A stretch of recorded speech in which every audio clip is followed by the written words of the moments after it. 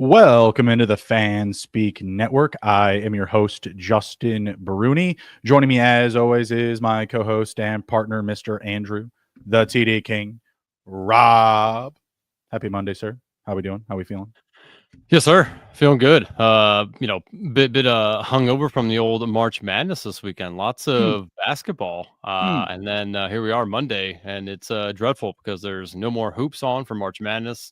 But just trying to pass by some time while we are in the dead zone of drafting right now. Can't wait for all these other contests to come out. But yeah, man, feeling pretty good. How about yourself? The news has slowed up a little bit. You're not getting all of those juicy little nuggets, giving you all sorts of different directions to take with the tea leaves.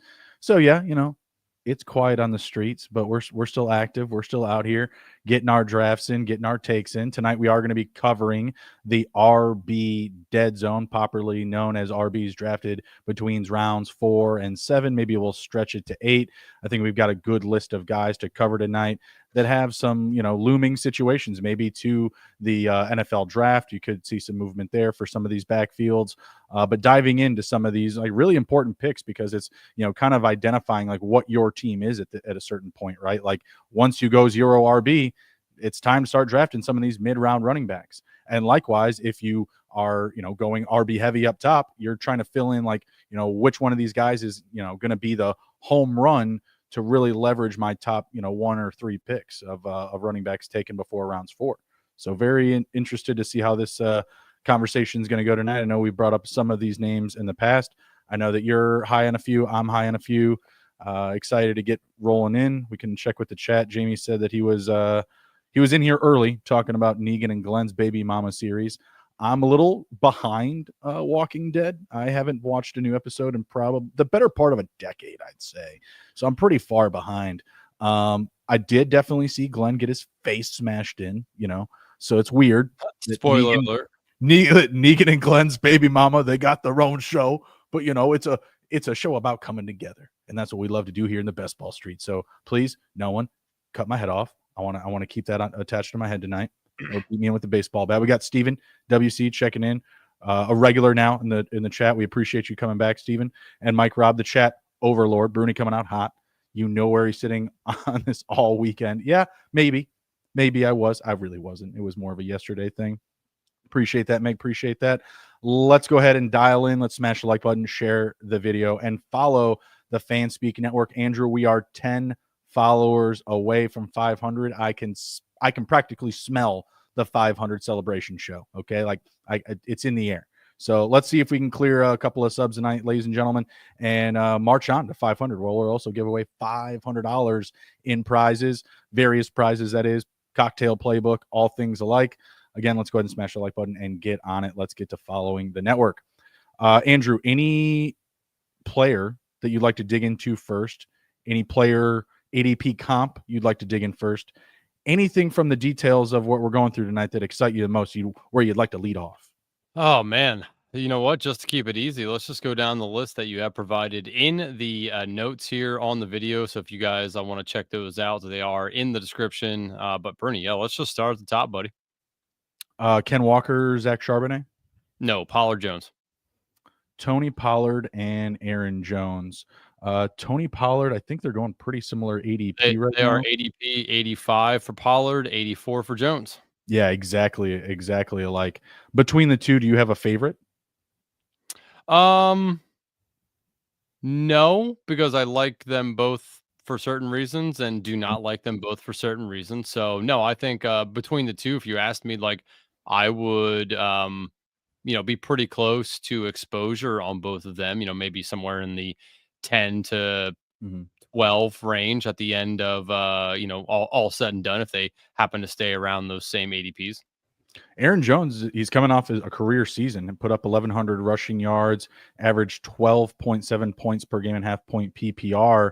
But now Jordan Mason coming to town, you see how high octave that offense can be. Like they can be slinging the ball over the yard. Still some question marks at quarterback. How is that scenario playing out for you here? Because if it's not necessarily upgrade at quarterback, I mean, Sam Darnold, probably easy to say that you can get an upgrade. but at the same time, he put up like pretty good numbers in that offense. Like, does that situation concern you at all for taking Aaron Jones? And do you prefer, like, do you have any preference from staying off Jones and waiting on Jordan Mason?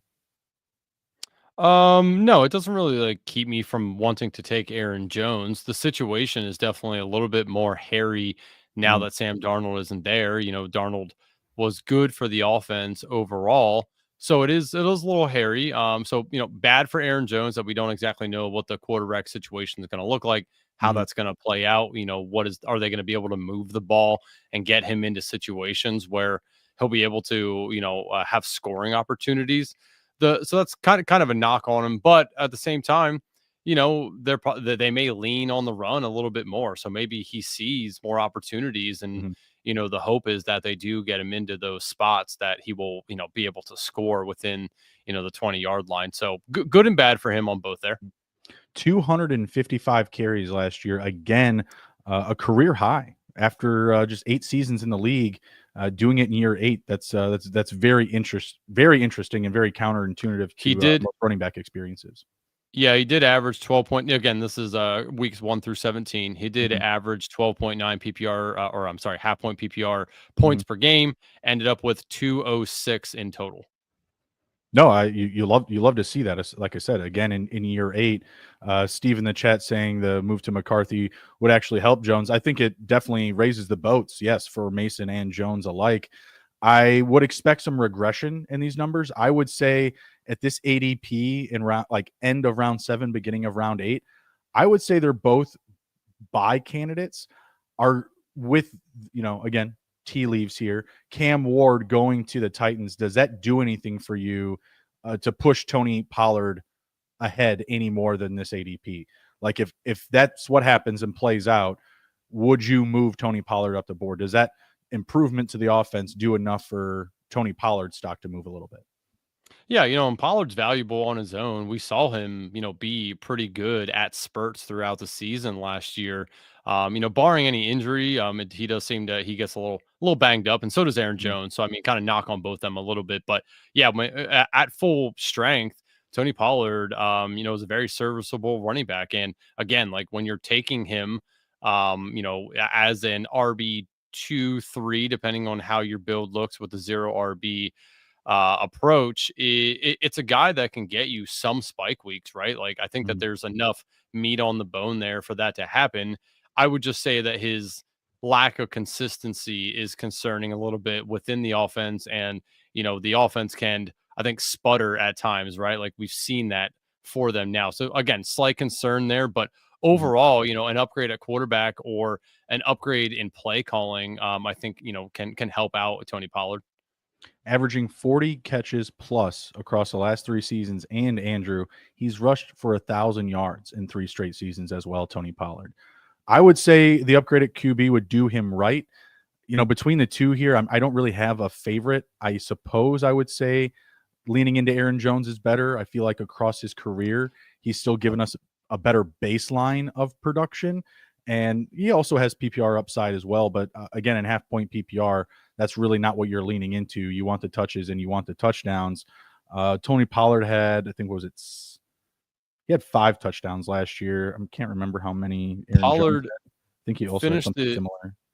Pollard finished the year averaging 11.6 points per game Mhm. and 174 in total. He was RB 21 respectively, and Aaron Jones was RB 15. So if you're looking at just based off of last year, Aaron Mhm. Jones probably a better pick than Pollard.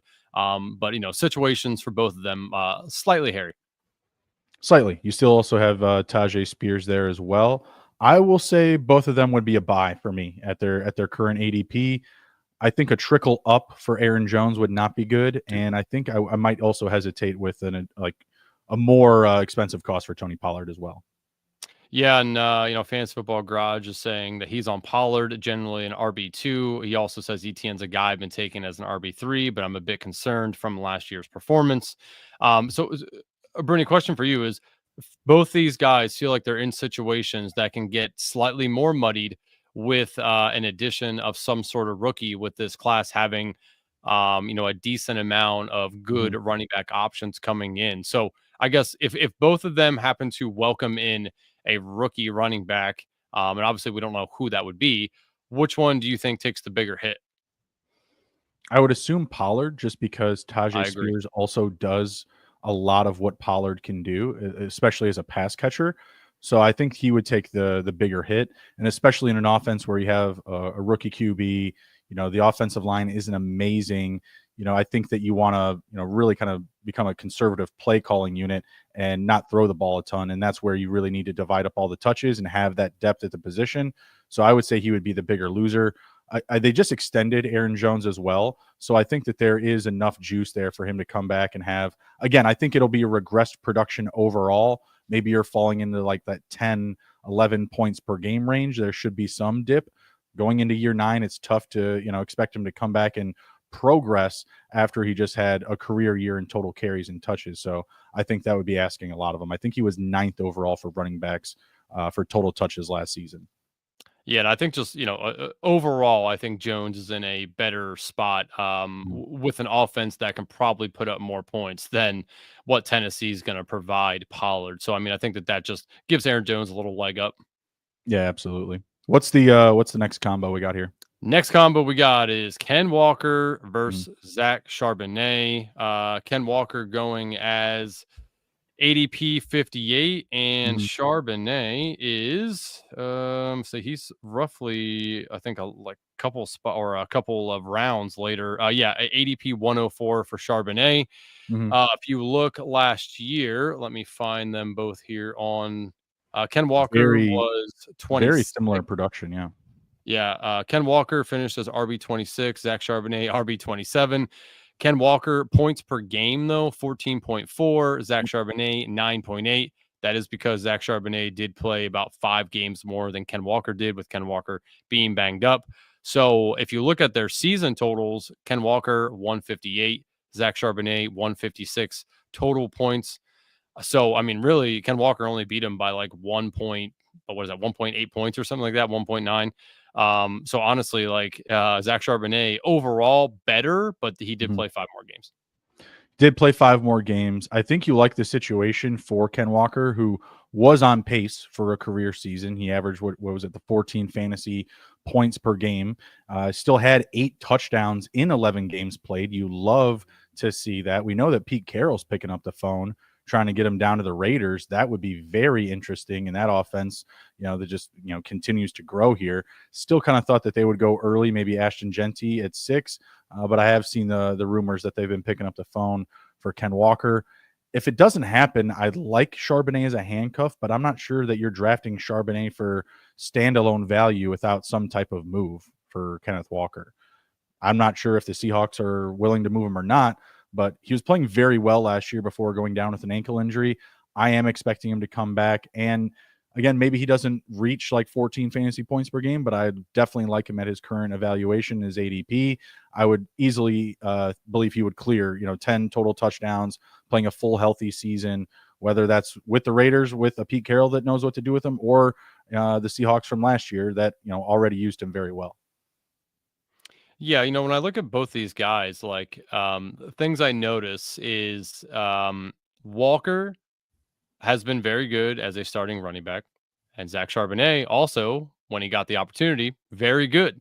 So, I mean, if you're looking at it, obviously they're both in the same situation offensively, right? Like there's no difference for them really. I think Mhm. Zach Charbonnet maybe serves a slightly better purpose as as a goal line back, as far as which one do I think can ram themselves into the end zone slightly better. I do think Charbonnet provides that, but Ken Walker has that that get up and go, that home run hitting potential when he Mhm. touches the ball. So if you're looking at this organically and looking at where they're currently going, Zach Charbonnet, in my eyes, just holds a better value because he is going so much later than Ken Mhm. Walker, and they had similar production when they both were starting running backs last year for the Seahawks. So I'm taking Charbonnet in this one, though I don't fault anybody for wanting to go get Ken Walker because we've seen him be very good when he does stay healthy. Yeah, he's averaged at least 10 fantasy points per game since coming into the league. And then last year, obviously hitting that big number, 14 fantasy points per game through 11 games played. My thing is like watching last year was like Charbonnet got the most opportunities when Walker was hurt. And that's why we saw him be able to spur that production and be so close to him, in the total rankings come the end of the season. But I do see Walker as a roadblock ahead of Charbonnet, from, week to week, baseline production, right? Like, yeah, if Walker gets hurt, then Charbonnet is in a very good situation. But the scenario is just as good for Ken Walker, who we've seen have that upside. If Charbonnet were to get hurt and it was a clear backfield for Walker and maybe a rookie, like a day 3, day 4 type of guy, maybe, you have a little bit more upside for Ken Walker in that sense. But I think that argument could go obviously either way with, one guy getting hurt and then being, a free, free to run, alone in the backfield. Yeah. Obviously if you're taking Charbonnet, you're kind of hoping Ken Walker has some stints of injury status because when Ken Walker and Charbonnet are both healthy, obviously Ken Walker, definitely outperforms Jacques Charbonnet and gets more opportunities. But the risk reward factor, there's not as much risk with Charbonnet because of where you're getting them as opposed to Walker. So, definitely goods for both guys. Definitely a little bad for both guys, depending on what the situation looks like week to week with the Seahawks. Got Steve chiming in the chat here, says with the new OC, Walker could just be a fantasy smash if he stays healthy. Could be top 10, maybe top 5. I do think Char is a contingent play. Have a couple usable off weeks if he does stay healthy. Walker fade Sharb, just not a good scenario for Sharb with Walker healthy. Yeah, I mean, that was the general MO last year. Could it develop into a situation like Detroit? Sure, where you have a multi-back system and both guys are being able to eat. We don't really know what that situation is going to look like with Sam Darnold, JSN, Cooper Kupp. Kind of got a melting pot there. And maybe, the transition of Darnold, maybe signals the need to run the ball more and to use both of these guys on a week-by-week basis. I mean, let's not kid ourselves. Like, Charbonnet was very good when given the opportunity. If you're a coach and you're looking around for someone to get, a valuable touch, you're looking for somebody for a chunk play. I mean, the room's pretty short right now for talent, right? You really don't have a third receiver there. Still kind of a question mark at tight end. I think Noah Fant is still the guy. Probably draft somebody. I think the situation, the more I'm thinking about it, Charbonnet could have more of a week by week, opportunity if they don't add any more significant weapons. Yeah, I would say camp matchup to watch for sure. How they are using both these guys, and if they are giving Ken Walker the load that people want, where they are drafting him. I mean, rookie year, 228 touches. Year after, 219. Both of those years were with 15 games played. So hasn't had a full season yet. Hasn't had a full healthy season, and did leave last year for an ankle injury. Actually, I'm sorry. I thought it was 10. It's 12. He hasn't gone lower than 12 fantasy points per game through his first 3 seasons. So still pretty steady Eddie there for Ken Walker. But who's the next matchup? Who do we got here? Next one's up. David Montgomery and Brian Robinson. Monty currently going as ADP 67, B Rob 108. So definitely a difference there. And David Montgomery finished last year RB 17, averaging 14.6 fantasy points a game, 203 in total. B Rob finished as 29, 11.4 points per game on average with 147 total points. So Dave Montgomery, definitely a better year. I mean, if you look at the offenses, you think like, hey, yeah, the Lions definitely had more opportunities than Washington did overall because of how they started out. Washington started out a little slower with a rookie, quarterback in Jaden Daniels, but then came on. But as they came on, B-Rob kind of got phased out a little bit because they were throwing the ball a ton.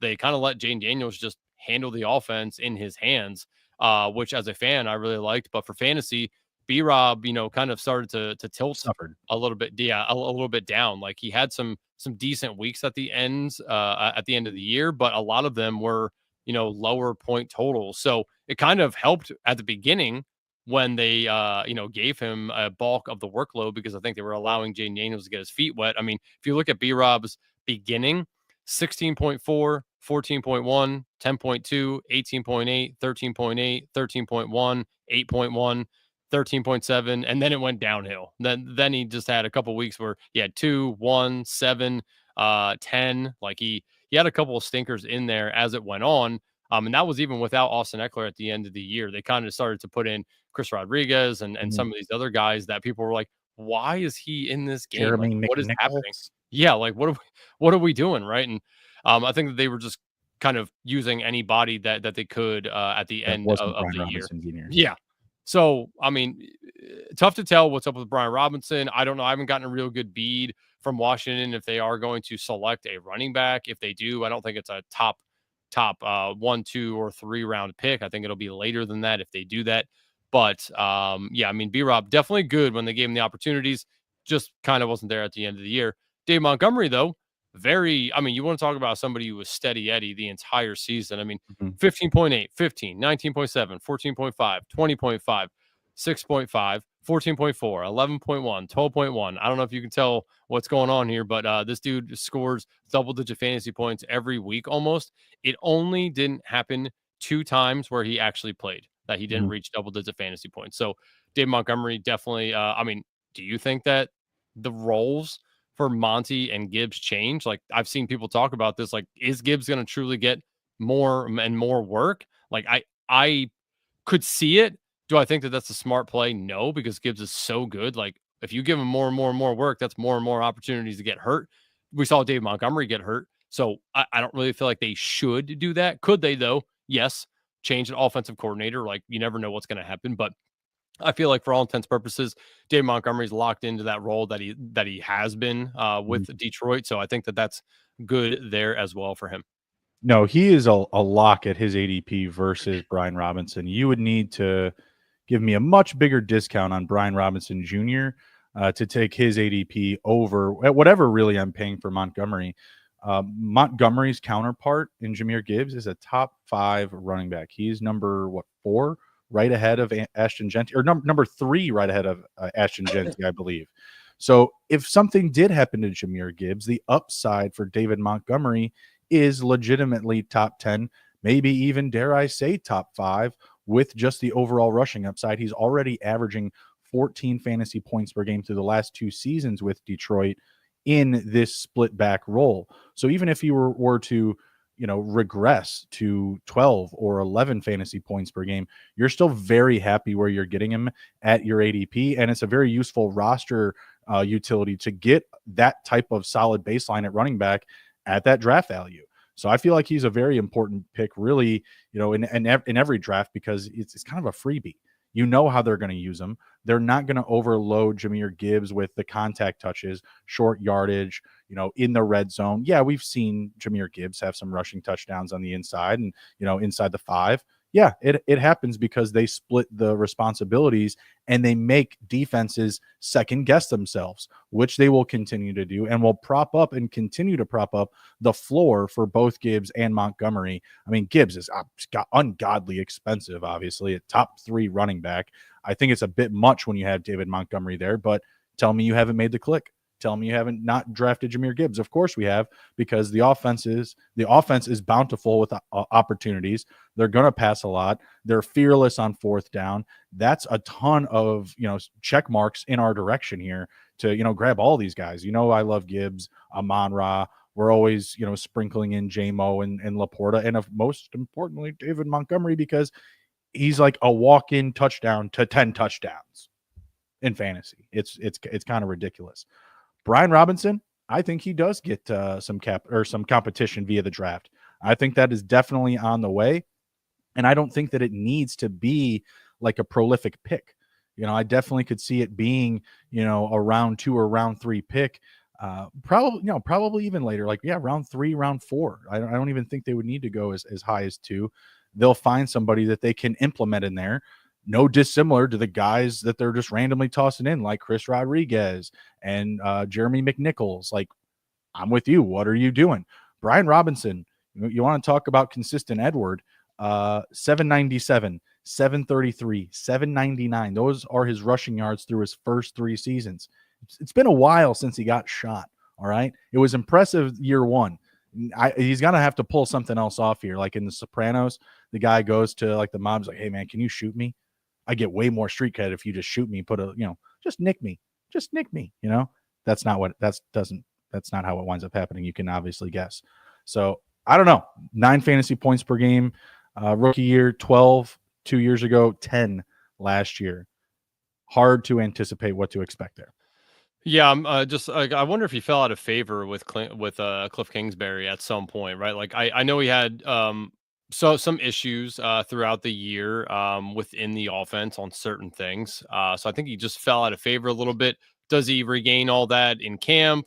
Maybe, if they don't bring somebody else in, I think B Rob could be of value because we've seen him like at the beginning of the year. If you took, let's say, a rookie running back and B Rob last year, in your drafts, B Rob handled business at the beginning of the year and allowed your construction, your team to, prop up the guys that weren't doing well, and maybe you had some guys that then did well at the end of the year. So if there's not competition coming in for B Rob, still think it's a good valuable pick right now at the ADP of 108. I mean, that's 41 picks past Monty, though. Mhm. I agree. Like obviously Monty definitely a much better pick than B Rob as of right now. What would you say if they brought in a guy like RJ Harvey? Um What does that do for Brian Robinson for you? I think that's another scenario probably where B Rob could start out the year being decent. And Uh-huh. then if Harvey gets his feet wet in the offense, starts making some plays, that will kind of change what B Rob's weekly fantasy value is going to be. And I think that increases the RJ Harvey, fantasy value. So, I mean, on a team that maybe you do have some rookies that you're bringing in that you hope can be some league winners at the end of the year for you, B Rob could be serviceable at the very beginning of the year. Like I think he's a good pick beginning half of the year, bad pick end of half a year if they do bring somebody like that in. Okay. And if they bring in like Nick Chubb or Gus Edwards, it's just over, right? Gus Edwards, that doesn't really scare me anything. Nick Chubb would, only because of what he could do around the goal line. Like that's also That's what you need from B that's Rob is what Gus Edwards does, touchdowns. short yardage and Oh, touchdowns. I mean, that's I know, and I like Gus Bus, I really do, but that his one. bus is in his name for a reason. Yeah, I just don't think that They where don't he's at in his career and what B Rob is at, that he really does it better than what B Rob can do it. Nick Chubb, though, a little bit like that dude has definitely shown us the ability to get in the end zone when they give him the opportunity, within like the 5 yard line. So the Chubb one would definitely scare me more than Gus Bus. Meg saying probably the reason to take much is because of the alarming amount of Cam Scatabo she takes in that range. Really, that I did not know that. Never heard of him. All right, who's next up here? Appreciate everybody jumping in. We got Steven WC back up in here saying a lot of QB to go in that range as well. Yeah, I mean QB is definitely getting hot in there for sure. Yeah, what did we see? Like 15 some QBs going like 3 rounds last time we drafted? Yes, Like, yes. Well, we're that's a lot. covering roughly about 15 or 14 RBs, and they're kind of going in like that similar range, like rounds 4 to 7.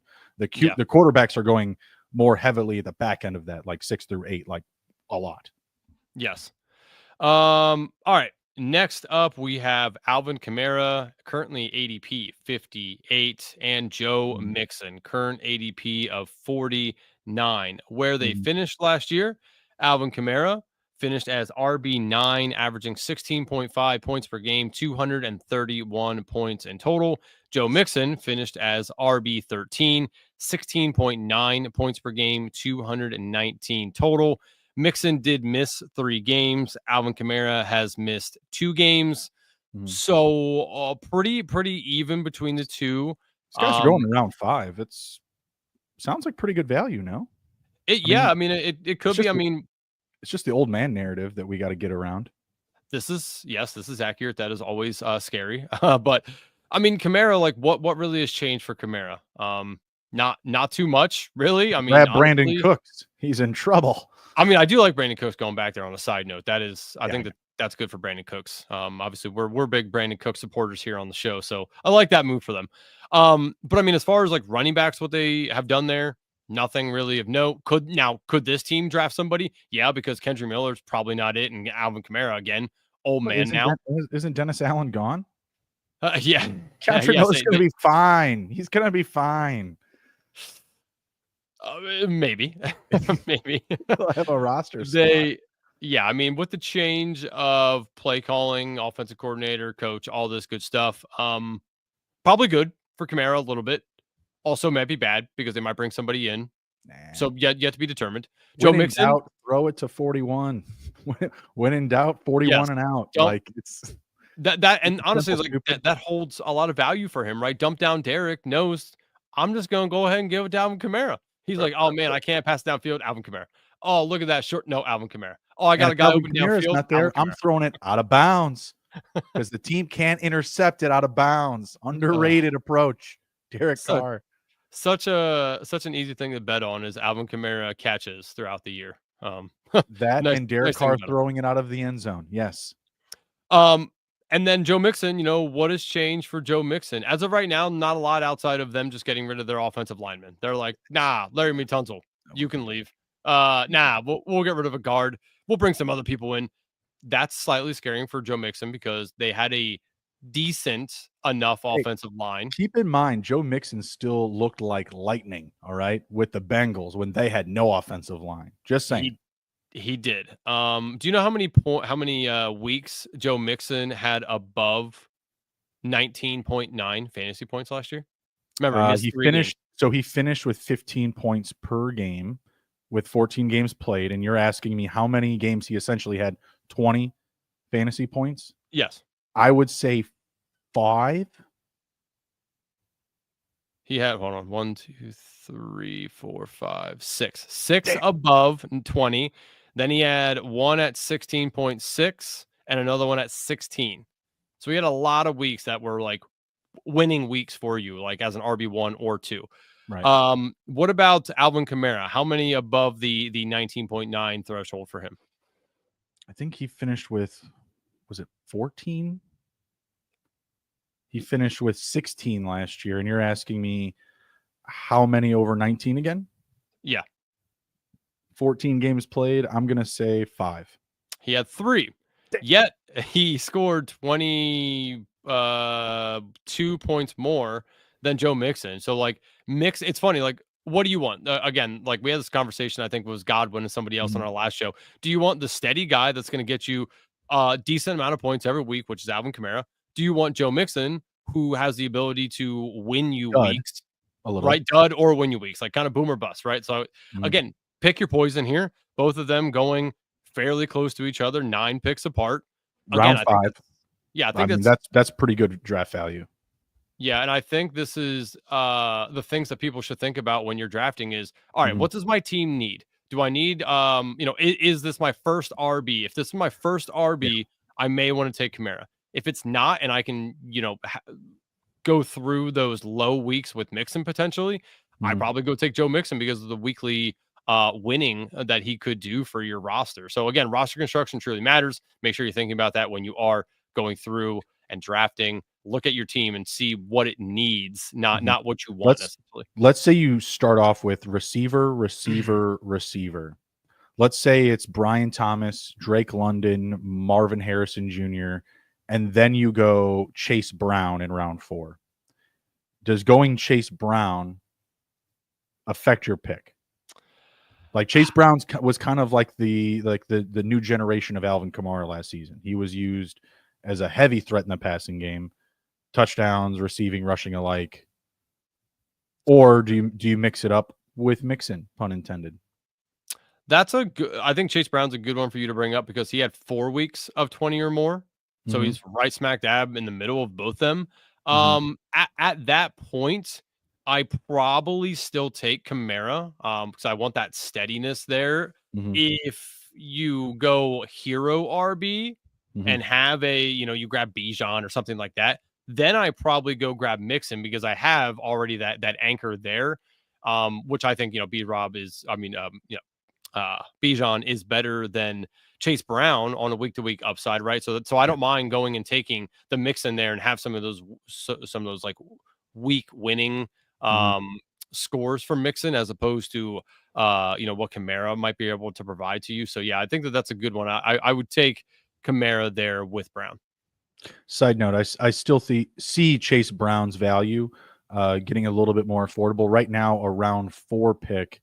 I do think he can become a round 5 pick. I think if the Bengals don't do anything major at running back in the draft, once the dust settles, I do believe they go after a guy like Nick Chubb, a J.K. Dobbins, maybe Gus Edwards, and they get themselves someone that can be a short yardage guy, because Brown getting hurt was like the Achilles heel. It was just the last knife in their back. Like they were just done after that.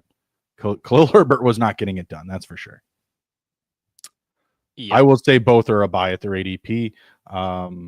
I would love even more discounts, but again, to me, it's just age here. That's really the only effect at their discounted ADP. You have a Marion Hampton going over them, a rookie, still undrafted. James Cook, I think, regresses next year, doesn't have as many touches in his offense versus what Kamara and Mixon do in their offense. I would say he's probably closer to their value. So there's definitely some undervalue in them right now. I want to keep on soaking them up at this discount. Yeah, both good picks as of right now. Yep.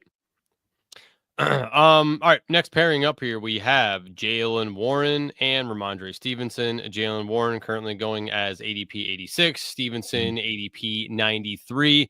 Finishes last year, Ramondre Stevenson, RB 25, just outside the RB2 conversation there. Finished with 10.6 points per game, 159 in total. Jaylen Warren finished as RB 40, so 15 spots back from Stevenson. Average 7.4 with 103 total. Glaring thing, though. Najee Harris out of Pittsburgh. So we got Jaylen Warren as the RB1 currently in Pittsburgh. I like that a lot for him. Obviously, we've talked about Jaylen Warren in length on a few shows here. I'm a Jaylen Warren guy this year. Stevenson, though, not a whole lot of competition there, right? Like they're just going to keep on keeping on with Ramondre Stevenson. I mean, we know his workload. We know what he's probably going to get. Now, could both these guys be in that same conversation of insert rookie running back into the offense now? I think so. I think more Stevenson than Warren potentially, but I think both of them are up there for sure. In your eyes, again, let's ask the question, which one of these guys gets hurt more with a rookie running back coming to town? Ramondre. I mean, Ramondre had 7 fumbles last year. Yikes. That's bad. Coaches don't like that, right? What's that? I said coaches don't like that, right? Typically, no. That doesn't put you in good favor. I mean, he still averaged, 10 fantasy points per game, but he did that the year prior. I think that we still need to see the steps forward with the Patriots before we can feel good about Ramondre. I mean, the talent and the skill level is there, but if they're not going to do anything major, like if they don't add a big name at receiver in the draft, if they don't stay on, the free agency trail, I don't know. Like the way they are right now, I'm like, it still feels like the same old Patriots to me. Just because you got some guys that can run a West Coast offense and run the ball a lot, I don't know if that really just means that Ramondre Stevenson is going to take off and eat. I like the value. I like that baseline, but this has got to be a guy that's kind of buried in your RB builds. No, like he can't be like in your top 3 or something like that. You've gone way too exposed to risk at that point. I mean, I don't know. Like, I guess I like Warren a little bit more than the average bear. Well, I like Warren. That was all Ramondre. Yeah, and that's what I'm saying is like you're saying like could you go in with him being your RB3? Like Warren, I feel okay doing that a little bit.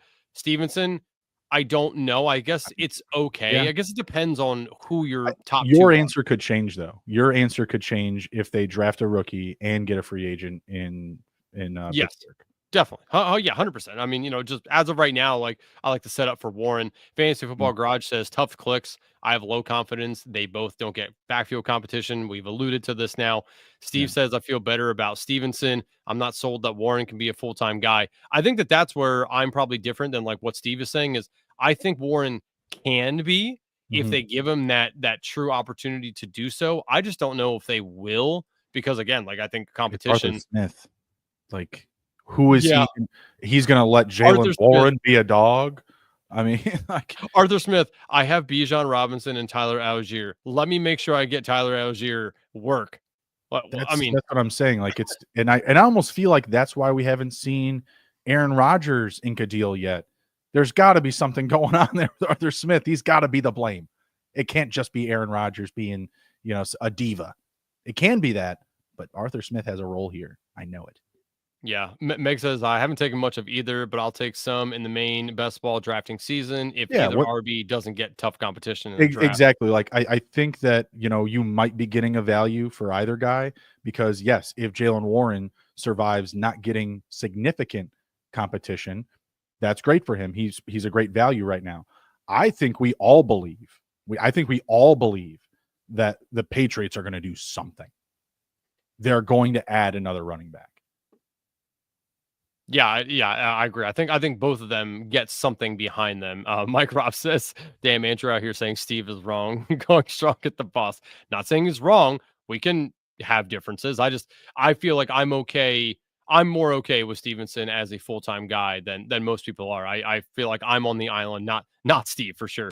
He also Steve points out that Gibson as a 20th round guy, in the chance that Stevenson struggles or keep fumbling. I think that's a good note for everybody. Yep. Gibson, decent pick I out think there. that's a great click in round 20, Yeah, specifically because I think he's going to keep an active of enough role to where when we do hit BBM, he's around 17 pick maybe. I think his probably. cost goes up a little bit just also from his name, right? People So know who Antonio Gibson is. yeah, and so I think that works against him slightly as well, as we know who Antonio Gibson is. Like you want to talk about somebody who can put the ball on the ground. As Yeah. a Commanders fan, I watched Antonio Gibson do that multiple times in a Which game. which again lends to the point they have to be looking at somebody, if not even Yeah. multiple players, like a free agent and a rookie, and they let these dudes battle it out. Like I think Stevenson could be a cut candidate, you know?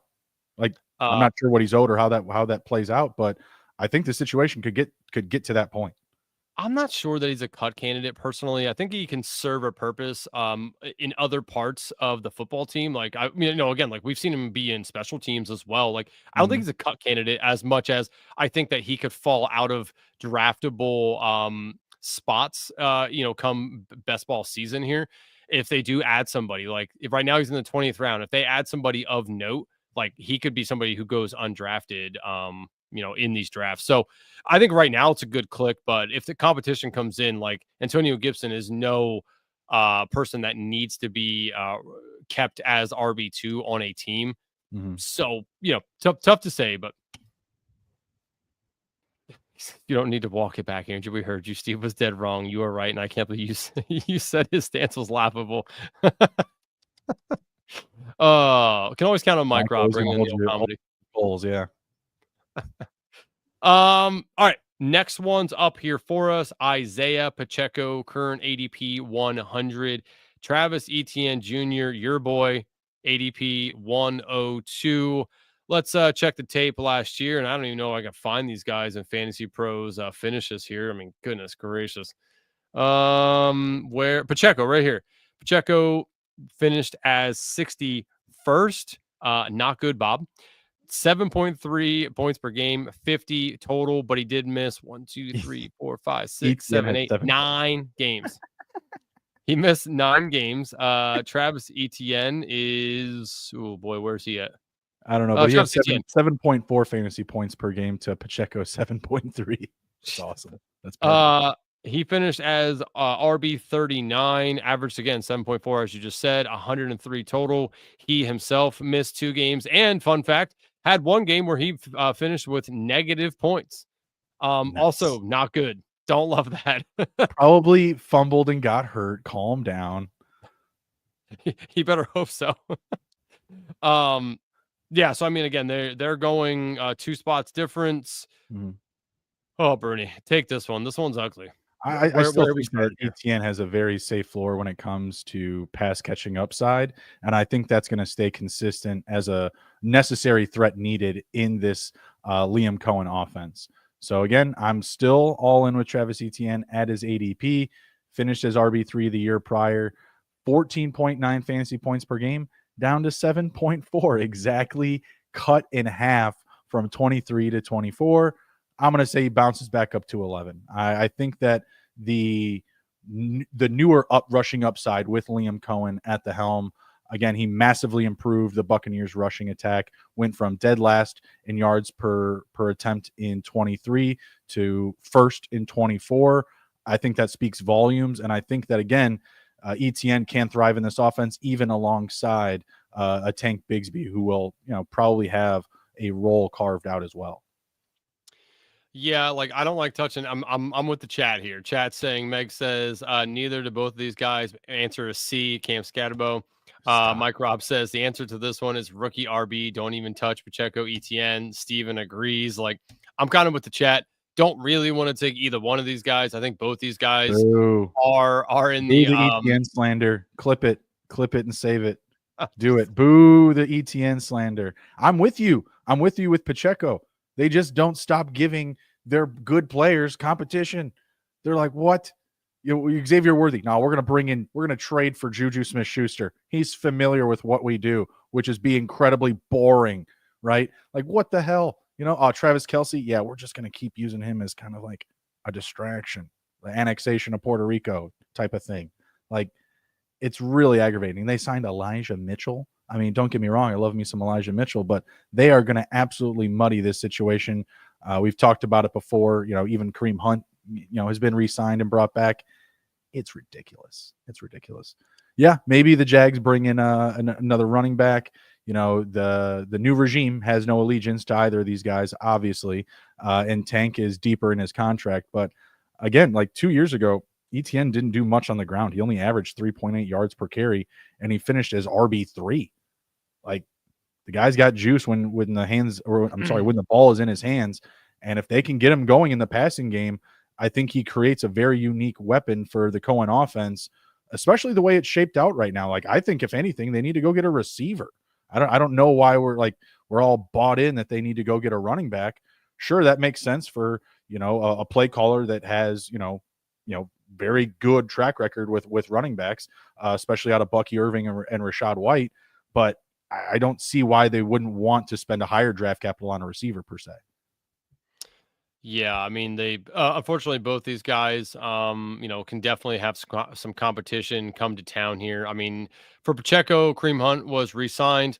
Don't hate that for Pacheco because I mean, if we think about Pacheco at the end of last year, it was they weren't using him. They get into the playoffs, not using this dude. Like, what is happening? Like, he fell out of favor, right? He sucks. Fell Whatever. out of favor? Who's in favor over there? It's not even Patrick Mahomes, QB11. Like, what the hell? Who's in favor for the Chiefs? It's not. I think he did fall out of favor, but it's because he was injured. Like, he came back and wasn't right. If I have to choose between these two, I'll take Pacheco over ETN any day of the week, just because, I mean, look at what the offense is for both of these guys. We've seen Pacheco be good. We've seen ETN be good. I just don't think that ETN is very good anymore. Like, I'd still take Pacheco, but the answer for me is C. Don't want either one of these guys, to be fully honest with you, as of right now. It's C. You guys and your C's. Yeah, I'll easily take ETN over Pacheco. Again, clip it, run it back. I'll plant Travis Etienne this year easily. Yes. All right. Next up for us, a best ball darling for both of us last year. More so you than me, but I was right there with you. Chuba Hubbard. You took the ride. I took the ride. I enjoyed it. I enjoyed it. It was fun. Chuba Hubbard, and we have James Conner. Chuba Hubbard currently going ADP 51, way up from last year. Yeah, it's a lot. And man, James Conner currently going at 68. Chuba last year finished as RB12, averaging 14.7 points a game, 220 total. James Conner, I'm trying to find him on the list. Where is...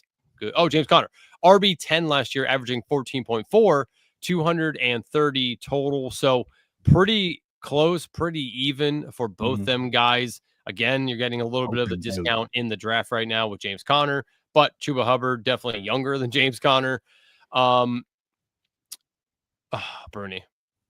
it's tough. I just don't know between these two. Like, really, I keep doubting James Conner, and then he just performs. He just does it.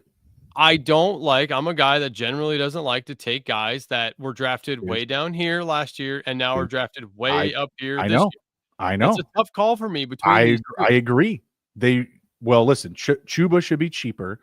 And James Conner's just scary. Like, you just gotta suck it up, brave it up, and take some James Conner. Just a little bit. Just sprinkle it in. How can we not? The per game average is ridiculous. The last 4 years since coming to Arizona, I'll do games first. So 15, 13, 13, 16.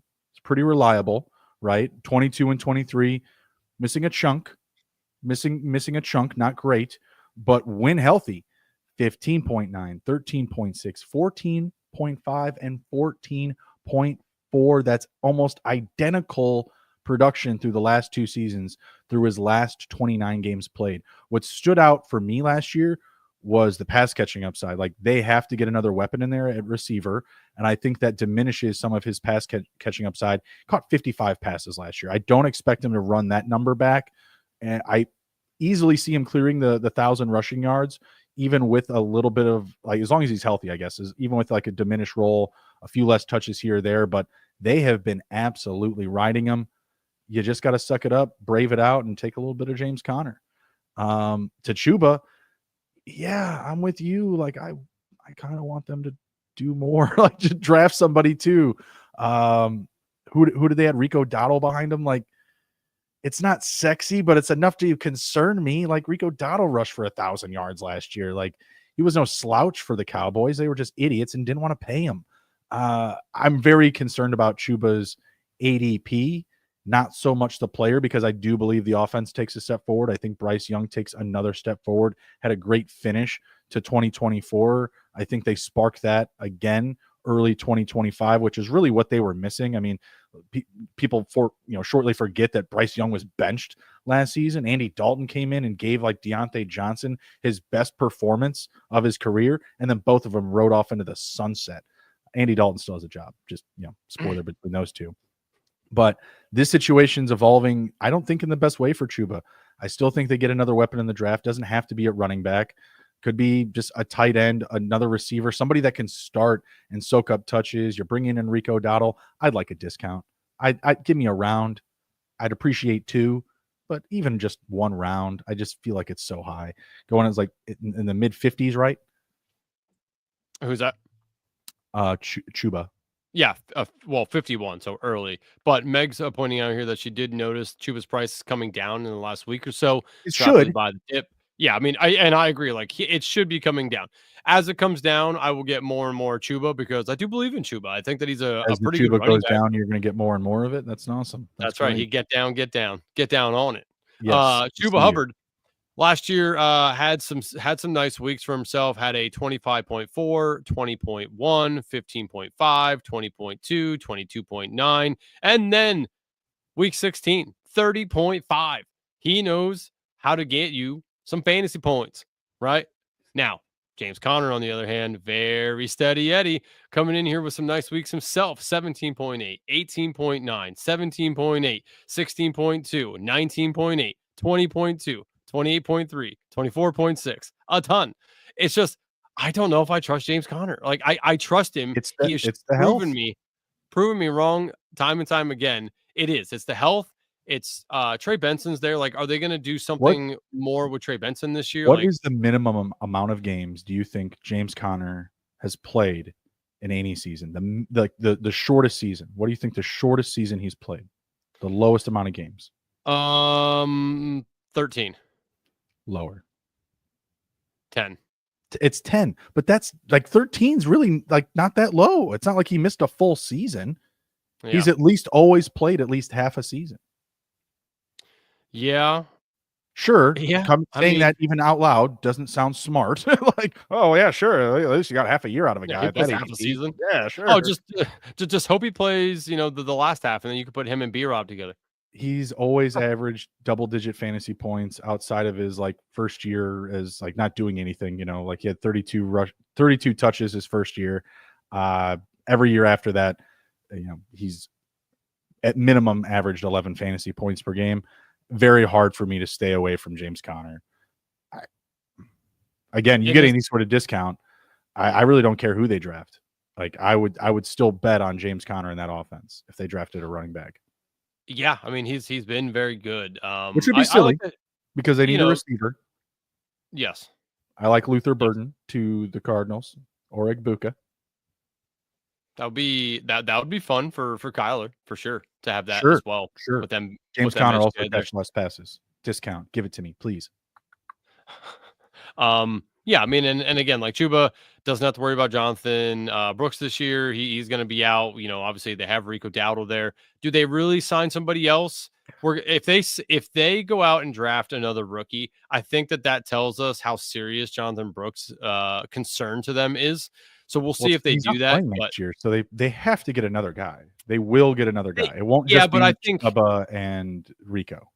Yeah, I just think that it'll let us know that if they go sign somebody to fill in for the year, that's a good sign for Jonathan Brooks. Mm, If they go draft somebody, I think that's kind of a bad sign for him a little bit. His career ended before it even started, kind of. So we'll see. But I mean, Chuba doesn't have to worry about that this year. So I like both these guys. But I mean, when you look at it, you can dude. get a 17 pick ADP value on Connor over Chuba. I mean, it kind of feels like you should take Connor there, right? Like, Between the two, yeah, but again, like I love Chuba. The cost is just an overreaction to last year, and yeah, there's still guys that I'm going to pull up over him. That's just how it's going to be. yes, definitely. All right. Last one up here, Bruni. You have just Tyrone Tracy. We'll You do have a rising Tyrone Tracy or Najee Harris. Tyrone Chase. Okay. Tyrone Tracy or Najee. So Tyrone Tracy currently going ADP 77, Najee 83. If we look at last year, Tyrone Tracy finished RB 28, averaging 9.7 points per game, 155 total. Najee Harris, RB 22, averaging 10.8, 173 total. So obviously, Najee was better last year, but Mhm, Tyrone Tracy didn't really start getting a good workload until week 5. Week 5, they kind of introduced him to the NFL a little bit, coming in with 13.5, 19.7, 22, 14.9, 16.8, 14.9. Like, he had good weeks. I really mhm, like Tyrone Tracy again this year. That dude runs hard. That's what I want on my team, is a guy who runs hard. Najee, though, in an interesting scenario where this team in the Chargers now ran the ball a ton last year. J.K. Dobbins performed well, and people left him for dead last year, right? Like, mhm. Najee could be in a really good spot for He himself is this year. right now. It's him and crickets in the RB room. Yes, I think that they have to address that Oh, of course. scenario. No, But no, Andrew. They're not going to get anyone else. the nice thing is, even if they do go get somebody, I don't think it's going to be somebody that takes away the goal line opportunities from Najee. That's where I think his true Mhm, value holds, is when they get into the red zone. We saw them do it time and time again last year. I think they're going to do it again. And Najee has shown us that he is serviceable enough to go in and dive into the end zone, right? Like, I think that Najee has a really good opportunity to score 10 plus touchdowns this year. 10 plus touchdowns from like inside the 5 as well. On top of that, like, I think that he could be really good this year. But mhm. at the same time, like, I really like Tyrone Tracy. So, I mean, The it's tough to contrast say. between the two offenses is stark, right? Like It the is. It Chargers is. are way more equipped right now. Shout out to the Giants getting Jamo Winston. Yeah, yeah, you love to see it. You love to see Jamo have himself a job, bridge quarterback. All that being said, they will draft somebody. We'll see what happens there. I still wouldn't be surprised if they went out and scooped up like Jackson Dart. But regardless, I think that once the Giants get a QB upgrade, regardless, whatever it is, even if it's minute, you see a bit of an uptick in his cost. And we've just seen Najee's ADP climbing. So I assume that to kind of continue to be the case. So I like both of these guys. I just don't want them to get overly expensive. I think they're at a good value right now. Najee will definitely charge up the board more so. And I'll probably be very, very into his ADP as long as he's not getting stiff competition. If he did somehow get like Nick Chubb, like if they're just like, oh, we're just gonna take take the old Ravens running back and the Steelers running back, or sorry, Browns, and we're gonna go to the Chargers, that'd be kind of funny. AFC North does the AFC West. That'd be interesting. Yeah. Between the two, like, I like Tyrone Tracy has a little bit more of that speed that they get out to the I outside can and can jump. actually take it there. Yeah, Najee, not so much. Pretty slow guy overall. But yeah. But the Najee, Chargers know how you to. already said it. The Chargers know how to get like better their offensive line though. Like they Yes, spent early and draft capital last year. We could see them do it again. And I just don't think that we trust the Giants to run the ball ever. I mean, they literally ran Saquon Barkley to a Super Bowl. That's all that they could do. They couldn't run him between the tackles, but they could run him out of town to get a Super Bowl not that far away. yeah, and you already said it. The big thing for Najee over Tyrone here is just the opportunities he's probably going to have to score. Mhm. Offense for the Chargers definitely better than offense for the Giants, even with Jameis Winston in there. Which I did see a funny thing about. Side note on Jameis, religious dude, right? Always talks about that. He put out, and I can't remember what scripture it is, but essentially it was "Love thy neighbors," Mhm. and he's going to the Giants with Malik Neighbors, Neighbors. yeah. So Yeah, nice, kind nice. of funny if anybody wants a team name, JMO says love thy neighbors, something of that nature. Funny team name. But yeah, I Into it. mean, it just I'm into it. yeah, it's Najee over Tyrone for me right now, just because I of like what that too. he can do, scoring opportunity wise. I hear you. I think both of them are good gets. Would be interested, like I said, to keep buying, Tyrone right now a lot, just because I think his cost is going to go up. Najee, it's going to go up no matter what. It's just going to continue to up, up, up, up, up. Where do you Yes. think that peaks? Now that I say that, they're going off the board in like round, what is it, 8, 9, Mm. 7, So round Najee's 7. at 83 right now.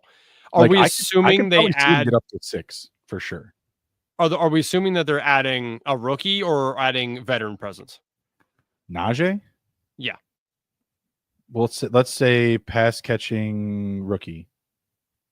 Pass catching rookie, I think Najee probably ends up somewhere in the early 70s, so up about 2 rounds from Okay. where he's at now.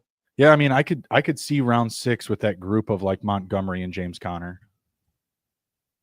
Yeah. Yeah, I would say that so yeah, Najee probably in the And yeah, like, yeah, round 5 I think is his peak. I don't think he goes any more than that. yeah, you're right. Probably around Montgomery, Connor, Ken Walker, Yeah, Judkins. Yeah, exactly. somewhere in that. Yep. Exactly.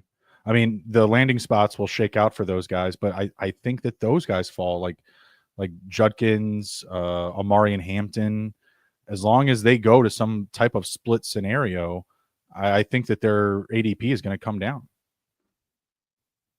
Obviously, this contest will be over and it'll be reset with BBM, but Yes. there will be value.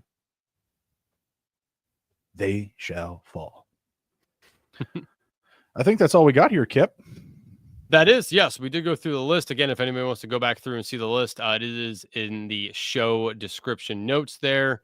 Yeah, Bruni, I think, dead zone's always a scary place, I think, for people. But as you see, like, there are some That's not alive bad. and well That's RBs not in the bad. dead zone. I don't think dead zone, is what we think of it as years pass, right? It's a little better now, especially Well, with the early round ADP is certainly more aggressive now to running back because of last year. yes. You're not having, well, last year it was CMC and then like 5 straight receivers, right? You don't have that this year. You have that mixture of those top guys added in. So Jameer Gibbs, Saquon, even Ashton Genty now is all the way up there, getting that Marvin Harrison love from a year prior. Still more shakeups to come, sir. But I agree with you. RB dead zone. It's not so scary this year. Definitely some buys, definitely some fades. If you miss those, now you can just rewind the video. You just go back. You'll see. Simple as that. Smash the like button, share the video, follow the FanSpeak Network. Andrew, anything to share before we head out, sir? Just keep on coming back every day to the FanSpeak Network, where we will be providing you great content, nice opportunities to draft with us. Bruni and I will be back Wednesday evening drafting another big board. Come join with us, get in the draft so we can review your teams. And Bruni, I mean, every week we get closer and closer to the NFL draft and closer to BBM and closer to the Badge Bros We'll be a brawls. month away Sweet. on Uh, I Wednesday. A I month I away on do Wednesday. I do think, Bruni, I know we're strictly BBM here, but I think mixing it up with the people We will. this year will be fun. I would definitely love to do some of the electric ones, such as the Badge Bros Brawls, where it's Mhm. 3 people like getting in there, mixing it up, and just drafting super fast with people. So stay tuned for everybody. But yes, we will be mixing it up this year a little bit, obviously, but heavy on the BBM, but definitely giving you guys some secondary shows. Meg says, great show, guys. Another good show. What is the schedule for the rest of the week? Meg says, Tuesday, so tomorrow, DK show. Wednesday, obviously, Bruni and myself again. Thursday, Sibling Showdown, Meg and Steve. Friday, Sibling Strategy Show. So come back every single weekday here with us. We do have something for you guys. Steve says, Lord willing, and the creek don't rise, I will be here watching. So as long as those sandbags I put down there at 85 don't fail me. Oh man, no. He won a bunch of money. He got upgraded from sandbags to those nice. I don't know if you saw them. They connect to each other. They're like little stoppers. They connect to each other, and you can move them around. They're pretty cool. You should look at them. Sandbags are so old news. Are they? Wow, damn. That's unfortunate. I wasn't aware. That sounds like the thing that they use to make like backyard ice rinks, like backyard. It kind of, but like think of it like the things that they put it on roads that like tell you like this road's closed, like stop. It's those, but they like connect to each other and they're like lighter weight, so you can move them around and you can like divert where water's going. Pretty cool thing. That's what I visualize Steven having if he has creek problems. All right. Well, I mean, Andrew's got you covered here, Steve. As Andrew said, everybody, don't stop coming. Take care. Be well. Be good. If you can't be good at it. We'll see you.